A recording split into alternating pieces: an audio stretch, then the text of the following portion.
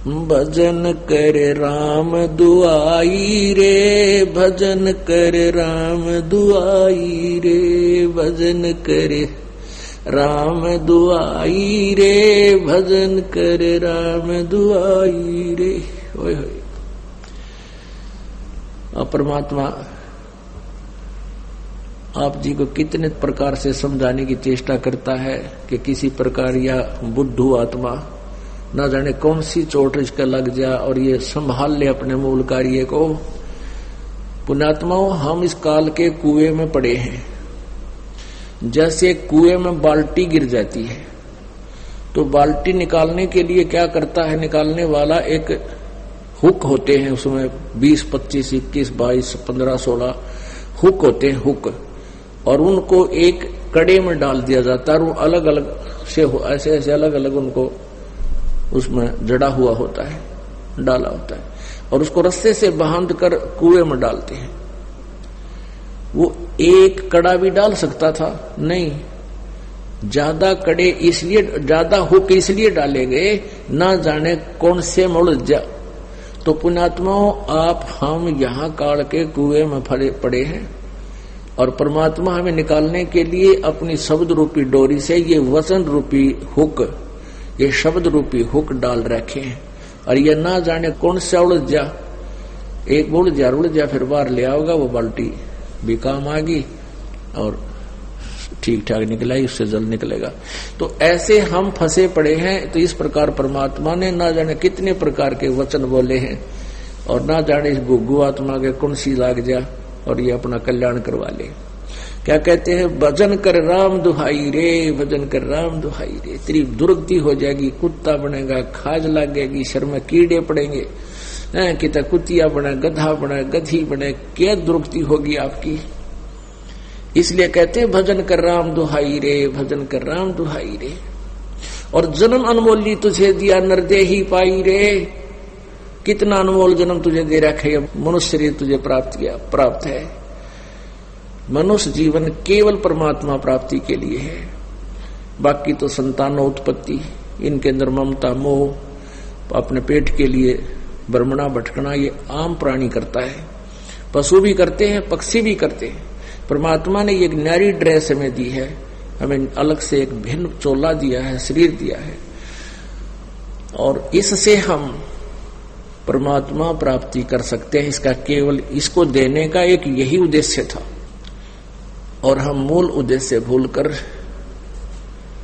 आम प्राणी जैसे कर्म ही करके अपना जीवन व्यर्थ कर रहे हैं। इसलिए भगवान हमें याद दिलाता है, भजन कर राम दुआई रे, भजन कर राम दुआई रे, भजन करे राम दुहाई रे, भजन कर राम दुआई रे। जन्म अनमोली तुझे दिया नर देही पाई रे, देही को देवा लोच ही सुर नर मुनि भाई रे।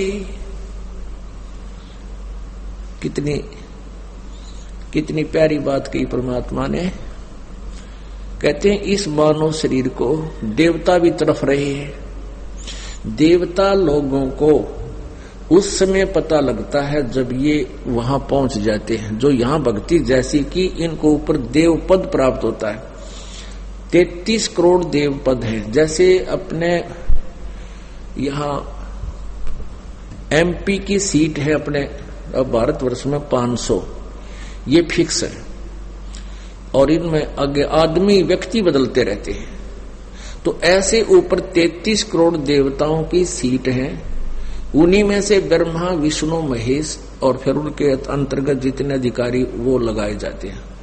वरुण है ये जल का देवता, कुबेर है ये धन का देवता, वित्त मंत्री। तो कहते 33 करोड़ देवता है।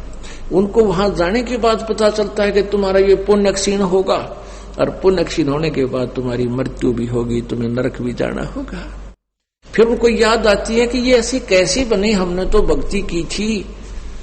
तो वो फिर आपस में विचार विमर्श करते हैं। भाई वेदों में लिखा है कि तत्वदर्शी संत की खोज करो, तत्वदर्शी संत से पूछो परमात्मा के बारे में। हमें वो तत्वदर्शी संत नहीं मिले। तो वो क्या बात कहते हैं, भगवान हमें अब की बार जब मनुष्य शरीर मिल जाएगा, एक बार मनुष्य शरीर मिले, हम पूर्ण परमात्मा की भक्ति तत्वदर्शी संत की खोज करके करेंगे, हमारे साथ तो धोखा हो गया। जैसे कई भाई बहन मजबूरी व्यवस्था के अंदर आकर सोच लेते हैं हम खुदकशी कर ले, आत्महत्या कर लेते हैं, अपने हमें दुख दूर हो जाएगा। नहीं, आत्महत्या करने से दुख दूर नहीं हो सकता। यो शरीर तो दूर हो सकता है, विष खा लेने से, फांसी लगा लेने से शरीर तो नष्ट कर दिया आपने, लेकिन दुख तो न्यू का न्यू रहेगा। फिर गधा बन गए, गधा बन गया जाते लट्ठम लट्ठा, फिर बता के सुख होया। तो इसका सुख यही होगा कि आप सत भक्ति करो, आपके संकट का भी निवारण होगा, वर्तमान में भी आपको राहत मिलेगी। फिर आगे तो कहते इस देही को देवा लोचते सुर नर मुनि भाई रे, सनकादिक नारद रटे चहु बेदा गाई रे, भक्ति करे भवजल तेरे पर सतगुरु शरणाई रे। कहते हैं सभी सनक सनंदन ये 4 पुत्र है ब्रह्मा के, छोटी आयु के इनकी आयु रहती है, इसी एज में रहती है 5 वर्ष की आयु के, लेकिन आयु के विद्वान बहुत माने जाते हैं। कहते हैं ये तुम्हारे सनक सनंदन भी भक्ति कर रहे हैं, और 4 वेदों में भी यही कहा गया है कि भक्ति करो, लेकिन सतगुरु शरणाई रे, यानी तत्वदर्शी संत की शरण में जाकर भक्ति करो, तब तुम्हारा मोक्ष होगा। सनकादिक नारद रटे 4 वेदा गाई रे, भक्ति करे भवजल तेरे पर सतगुरु शरणाई रे। सतगुरु तत्वदर्शी संत की शरण में आने से ही तुम्हें पूर्ण लाभ होगा, भक्ति का लाभ मिलेगा। मिर्गा कठिन कठोर है कौ कांडे काई रे, कस्तूरी है नाभि में ये बाहर भरमाई रे। एक मृग के नाभि में परमात्मा की रजा होती है, गॉड गिवन, उसकी नाभि में सुंडी में कस्तूरी बन जाती है, और उसकी महक उसको अपने अंदर से आती है। वो घास जब चरता है, श्वास छोड़ता है, श्वास घास से टकरा के जमीन से फिर उसके वापस उसी के श्वास वापस लेता है, तो वो उसकी महक में, उसकी सुगंध में इतना मतवाला हो जाता है, वो सोचता है कि यहाँ पर है वो कस्तूरी की महक, यहाँ पर महक है। वो जहां भी दौड़ता है, सांस छोड़ता है, फिर लेता है, वो महक उसको साथ आ रही है। वो जहां भी देखता है कि यहां से आ रही है, तो यहाँ वो सुगंध है, वहां है वो सुगंध है, तो थक के गिर जाता है। थक के जब बैठ जाता है तो फिर वो श्वास लेता है, तो वो महक उसको वहां भी आ रही है, क्योंकि वो उसके अंदर थी। तो परमात्मा कहते हैं कि ये मन रूपी मृग कभी तीर्थों में जाता है, कभी कावड़ लेने जाता है, कभी कहाँ जाता है, किसी मंदिर में जाता है, किसी मस्जिद में, किसी गुरुद्वारे में, ये सोचता है यहाँ भगवान है, यहाँ भगवान है। और वो उसकी कसक उसके अंदर ही थी, वह कसक जो पिछले पुण्य की कमाई थी वो उसके साथ थी, और वो उसको लिए फिर रही थी, उसको उठाए फिर रही थी। और जब सतगुरु मिल गए तो उसको बैठा दिया उस मृग की तरह, बेटा बैठ, अरे सांस का सेवन करे, अब देखना महक, वो महक तुझे यहां मिलेगी, वो वस्तु अब मिलेगी तुझे। अब क्या बताते हैं भाई, जो गुरु बचन पे डट गे रकट गे फंद 84 के, कट गे फंद 84 के, रकट गे फंद 84 के।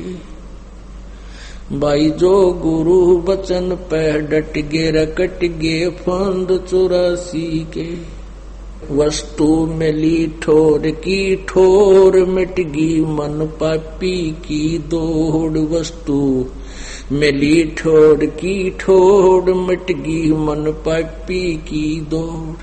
ये भरम मिटे मथुरा काशी के, भरम मिटे मथुरा काशी के। भाई जो गुरु बचन पे डट गे रकट गे फंद 84 के। तो यहां परमात्मा कहते हैं कि ये मृगा कठिन कठोर है, कहो कहाँ डैक आई रे, कहाँ धक्के खाता है, कभी तीर्थों पे, कभी मथुरा में, गया जी पे, पिंड भगवान फंड करने। और कस्तूरी है नाभि में, ये बाहर बरमाई रे। राजा डूबे मान में, पंडित चतुराई रे।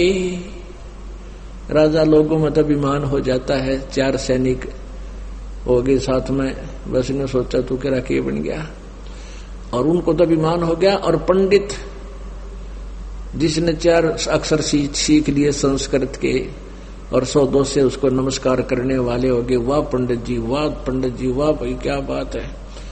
और वो मानना कति, जैसे ही परमात्मा कबीर जी आए थे, उन सुप्रसिद्ध पंडितों को, ब्राह्मणों को, गुरुओं को ललकारा करते थे, समझाया करते थे, लेकिन वो माने नहीं। एकाद रामानंद जी जैसी पुण्यात्मा, सर्वानंद जैसी पुण्यात्मा एकादी सतगुरु के शरणों में आ गई, बाकी किसी ने नहीं माना। वो अपने ज्ञान पंडिताई में डूब गए। राजा डूबे मान में, पंडित चतुराई रे। ये ज्ञान गली में बंक है, तन दूर में लाई रे। अब क्या बताते हैं कि इस ज्ञान गली में तो बहुत टेढ़ापन है, तुम नहीं समझ सकते, तुमने अपना शरीर बर्बाद कर लिया। उस साहेब को याद कर जिन सौंज बनाई रे, देखत ही हो जात है पर्वत से राई रे। कंचन काया नाश होवे, तन ठोक जड़ाई रे। मूर्ख बोंदू बावरे, या मुक्ति कराई रे। फिर क्या बताते हैं, चमरा जुल्हा तिर गए और छिपा नाई रे। चमरा जुल्हा तिर गए और छिपा नाई रे। गणका चढ़ी विमान में, सुरगापुर जाई रे। अजामेल गणका तरे और सदन कसाई रे। नीच तेरे तो से कहूं नरमोड न्यायी रे। शब्द हमारा साच है और ऊंट की वाई रे। ये धुएं के सा धौल हर त्यों लोक चलाई रे। ओह कल बिस्कुस्मल सब कटे, तन कंचन काई रे। गरीब दास निज नाम है, नत पर भी नाई रे। अब कहते हैं कि अब देख, उस साहिब को याद कर जिन सौंज बनाई रे, यानी जिस परमेश्वर ने सारी सृष्टि की रचना की, तेरा शरीर भी बनाया, तुझे कर्माधार पर जो सब कुछ दिया। गीता जी अध्याय नंबर 15 के श्लोक नंबर 4 में कहा है कि तत्वदर्शी संत की प्राप्ति के पश्चात, उसके पश्चात उस परम पद परमेश्वर, उस परमेश्वर के परम पद की खोज करनी चाहिए, जहां जाने के बाद प्राणी संसार में लौटकर कभी नहीं आते, अर्थात उनकी जन्म मृत्यु सदा के लिए समाप्त हो जाती है।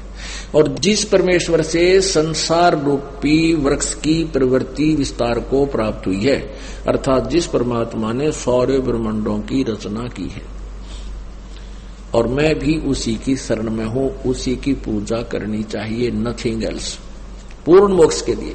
तो उसी का प्रमाण गीता जी में है, क्योंकि परमेश्वर की वाणी में, कबीर साहब जी की वाणी में, और कबीर जी द्वारा दिए गए अपने प्यारी आत्मा गरीबदास जी का ज्ञान योग खोलकर जो ज्ञान दिया है, उनके कंप्यूटर में फीड कर दिया था। उनके द्वारा दिया गया ज्ञान, ये इसमें 4 वेद, 5वां वेद तो ये है ही है, इसमें इंक्लूड है, ये इसमें सच्चा ज्ञान है, क्योंकि वेदों का अनुवाद गलत कर दिया, गीता जी का अनुवाद गलत कर दिया।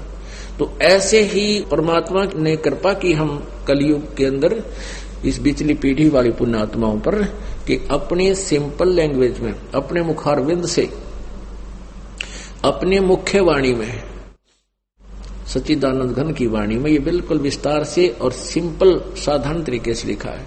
तो अब यदि दास ये वाणी आपको पढ़ाता और ऐसे सुनाता तो कतई नहीं मानते, क्योंकि आपको साथ साथ में इन वेदों, पुराणों, गीता, कुरान आदि का भी रेफरेंस आपको दिया और दिखाया जाता है, तब आपके हृदय में ये परमात्मा का ज्ञान सत्य समाया है, आप समझ पाए। क्या लिखा है इसमें,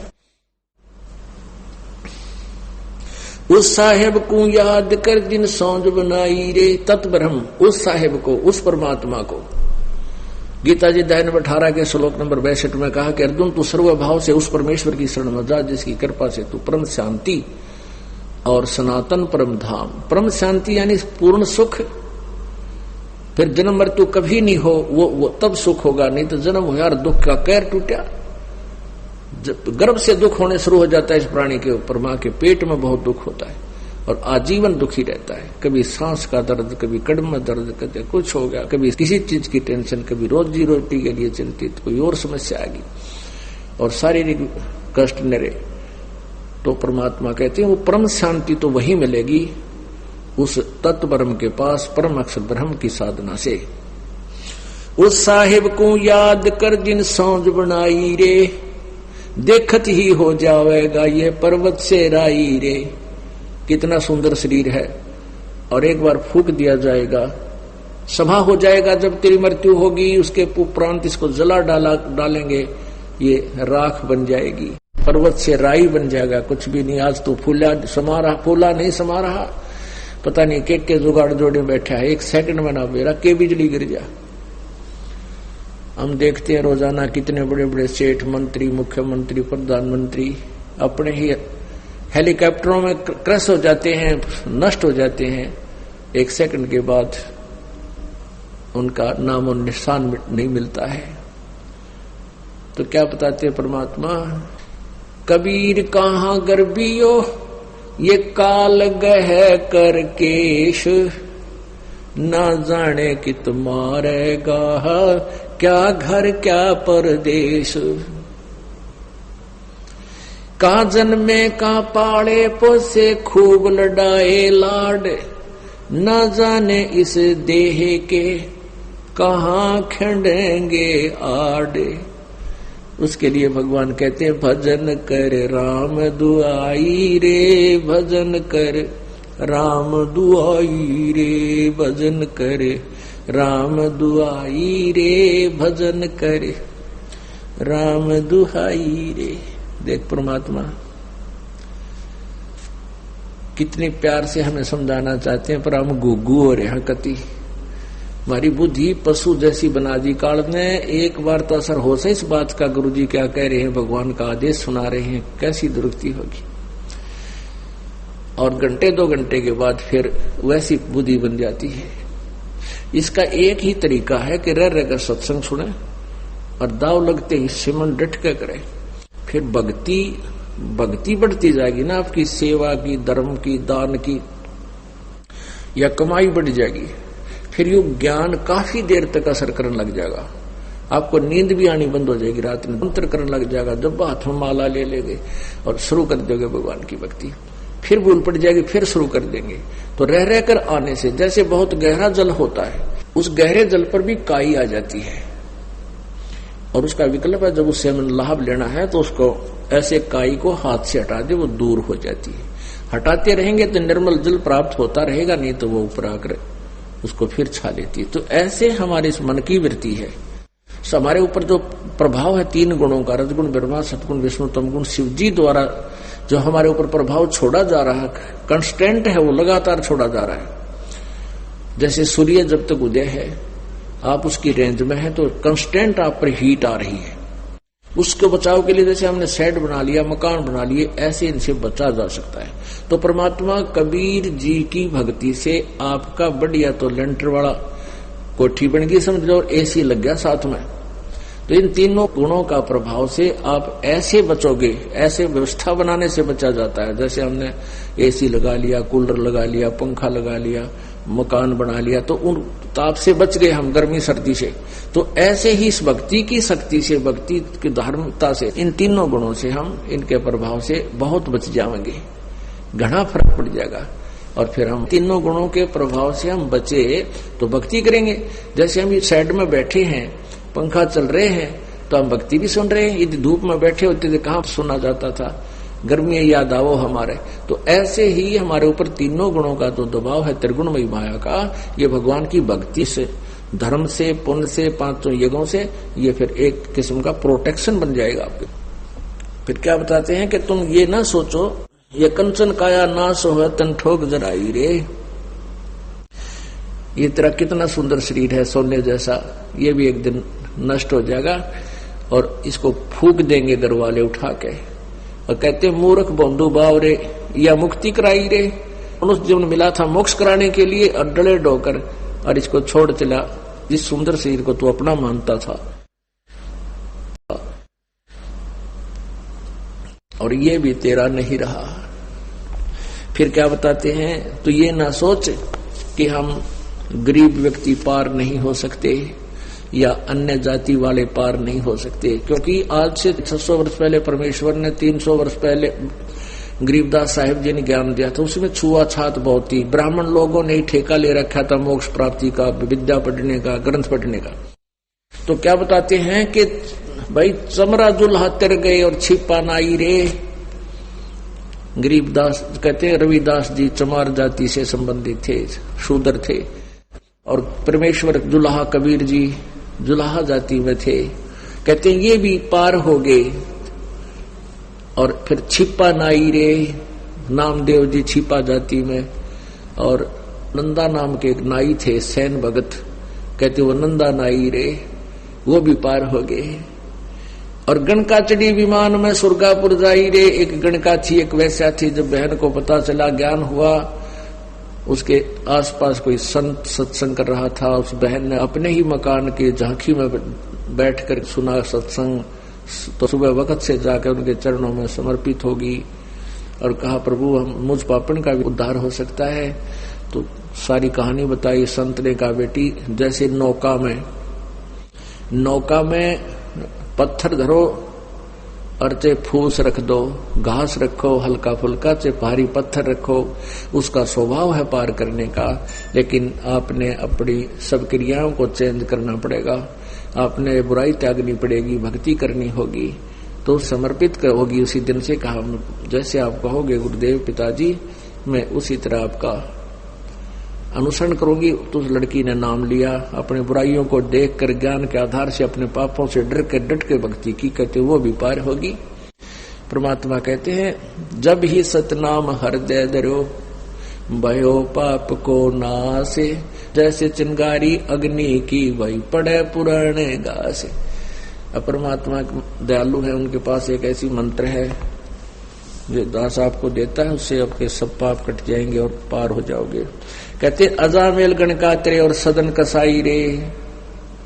अजामेल ओहो गणका वैसा, अजामेल की एक अलग सी कहानी है। और फिर क्या बताते हैं, शब्द हमारा साच है और ऊंट की बाई रे, और ये धूमे के साथ धौल हरती हूं लोक चलाई रे। कहते हैं हमारा जो ज्ञान है ये सच्चा है और बाकी जो ज्ञान है वो बिल्कुल व्यर्थ है। यहाँ पर ऊंट की बाई के दो अर्थ लगते हैं। ऊंट में अपान वायु ज्यादा होती है, वो बहुत पाद मारता है, यानी गैस निकलती है उसके, तो वो कहते हैं फड़ रखा करे।